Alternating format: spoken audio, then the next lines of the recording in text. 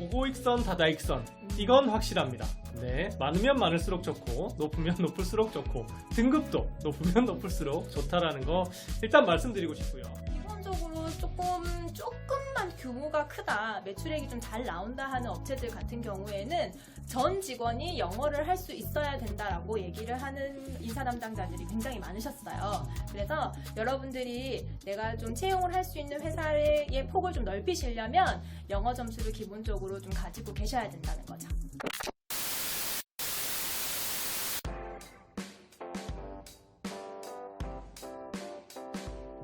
영업직으로 준비하는 친구들 같은 경우에는 반드시 운전을 할 수 있는 운전면허증 취득도 권유를 드리도록 하겠습니다. 네. 실제로 저는 운전면허증 없어서 떨어졌던 케이스도 몇 번 있었어요. 그래서 우리 친구들이 특히나 해외 영업이나 무역 이런 쪽으로 사실 많이 가시기 때문에 지금 이제 선생님께서 예시도 계속 무역이나 이쪽으로 들어주셨는데 실제로 운전면허를 직접 운전을 할 수 없다라고 해가지고 떨어졌던 케이스들이 생각보다 꽤 있으니까 여러분들 혹시나 언어권 친구들이라고 하면 이번 방학 때 운전면허를 취득을 하시는 것도 좋은 방법이라고 생각을 합니다. 그리고 찾다가 여러분들 너무 못 찾겠다 하시면 제일 좋은 방법은 대학 일자리 센터 찾아오시는 거예요. 그러면 저희가 우리 학생들이 원하는 직무에 따라서 자격증 과정이나 아니면 준비해야 되는 대외 활동 등을 상세하게 가르쳐 드리겠습니다. 네, 자격증에 대해서 고민이 에브리타임에 올라온 내용들이 많아서 제일 먼저 자격증 관련해서 말씀을 좀 드렸는데요. 다시 한번 정리를 해보시면 공기업, 사기업 구분하지 마시고 본인이 지원을 할 때 필요한 자격증들이 어떤 것들이 있는지 한번 살펴보시고요.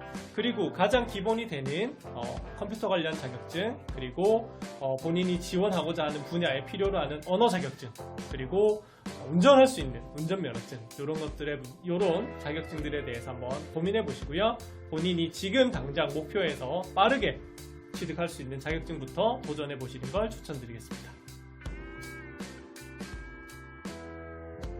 우리 친구들 중에서 이렇게 생각하는 친구들이 있더라고요. 나는 이미 PPT 활용이라든지 아니면 한글 활용이라든지 엑셀 활용이 완전히 능숙하고 나 잘하는데 나는 이미 내 능력을 스스로 봤을 때 검증이 되어 있는데 왜 자격증까지 취득을 해야 되나? 이런 질문을 하는 친구가 있는데 그러면 이 친구들에게 어떻게 얘기해 주면 좋을까요? 인사 담당자들은 몰라요. 여러분들이 할 수 있는지 없는지. 그럼요. 예, 맞습니다. 네.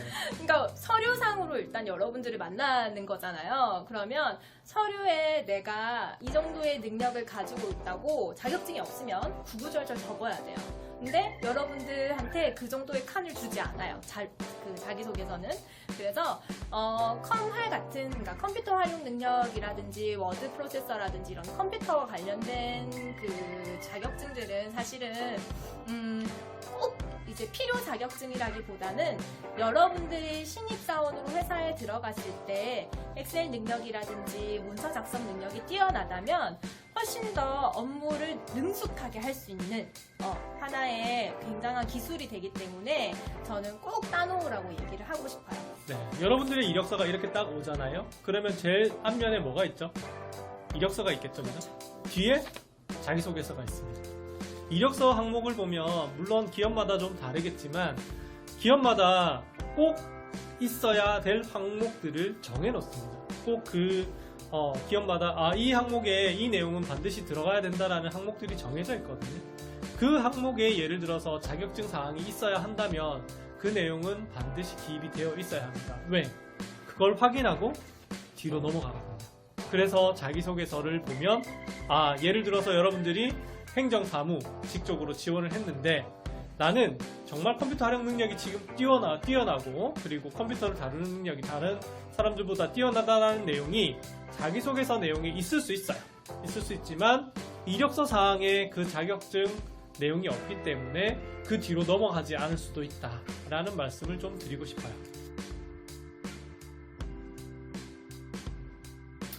앞서 잠깐 말씀드린 것처럼 간단하게 좀 설명드리고 마무리를 하자면 우리 학교 학생들이 아무래도 언어를 가지고 언어적인 강점을 가지고 취업을 하는 경우가 많기 때문에 토익과 토스, 그리고 OP, 그리고 그 외 HSK, JLPT 이런 언어와 관련한 자격증을 우선 먼저 생각을 해보셨으면 좋겠고요. 그리고 행정사무직 쪽으로 지원하는, 특히 공기업 지원하는 친구들 같은 경우에는 컴퓨터 활용 능력, 그리고 워드 이런 쪽 자격증을 취득해 주시면 좋을 것 같습니다. 또한 무역, 해외 영업 쪽으로 지원하는 친구들 같은 경우는 국제무역사, 그리고 무역영어 1, 2급 중에서 취득을 좀 해주셨으면 좋겠고, 유통 뭐 이런 쪽으로 가는 친구들 같은 경우에는 유통관리사 자격증도 있을 거고요. 그리고 컴퓨터 관련해 가지고 그 소프트웨어 쪽으로 뭐 준비하는 친구들 같은 경우에는 정보처리기사 준비하는 것도 좀 도움이 될 것 같고요. 그리고 공무원 시험이나 그리고 공기업, 앞서 설명드렸던 공기업 같은 경우에는 한국사 능력 시험도 여러분들 준비를 해두시는 게 반드시 좀 필요하다라고 말씀드릴 수 있을 것 같아요. 아무래도 자격증은 본인이 지원하는 실제 직무에 맞는 자격증을 꼭 준비를 해주시는 걸 추천드리겠습니다.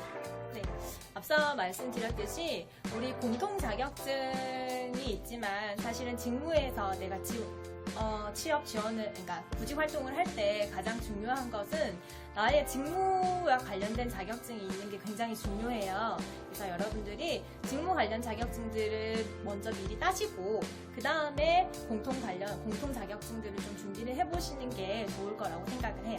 네, 우리 학교 학생들은 조금 안타깝지만 아직까지 무엇을 준비해야 될지, 아직까지 내가 뭘 잘하는지, 혹은 내가 어느 직무를 준비해야 되는지 정하지 못한 친구들이 많은 것 같아요. 뭐 우리 학교뿐만 아닙니다. 뭐 대부분의 대학교 4학년이 되더라도 아직 진로, 직무에 관련해서 정하지 못한 친구들이 있는데요. 조금 전 지혜 선생님이 말씀드렸던 기본 자격증에 대해서 한번 고민해 봐 주셨으면 좋겠고요. 그런 기본적인 자격증 사항들을 준비를 한 이후에 본인의 어떤 지원 직무 관련 자격증을 따는 것도 또 다른 방법이다라고 말씀드릴 수 있을 것 같아요. 그리고 뭐 앞서 설명을 안 드렸지만 전산회계 관련, 세무 관련 이런 자격증들은 관련한 학과뿐만 아니라 우리가 보통 가지고 있으면 도움이 될 만한 그런 자격증이라고 저는 볼 수 있을 것 같거든요. 여러분들이 한번 곰곰이 생각해 보시고, 그리고 우리가 대학생 때 사실은 방학이 제일 길지 않나요? 그럼요. 네, 여러분들 되게 짧아 보이지만 사실 길어요. 네, 여러분들은 순식간에 지나가는 방학이지만, 네, 방학이라는 그 기간을 생각을 해본다면 여러분들이 충분히 한 개 정도의 자격증 취득은 가능하지 않을까라는 생각이 들어요. 오늘 나열해 드렸던, 제가 나열해 드리고 그리고 지혜 선생님이 말씀해 주셨던 기본 자격증에 대해서 아직 준비가 되어 있지 않은 학우들이 있으시다면 반드시 꼭 여러분들 자격증 이번 여름방학 통해서 한 가지 이상씩 준비를 해주셨으면 좋겠습니다. 자,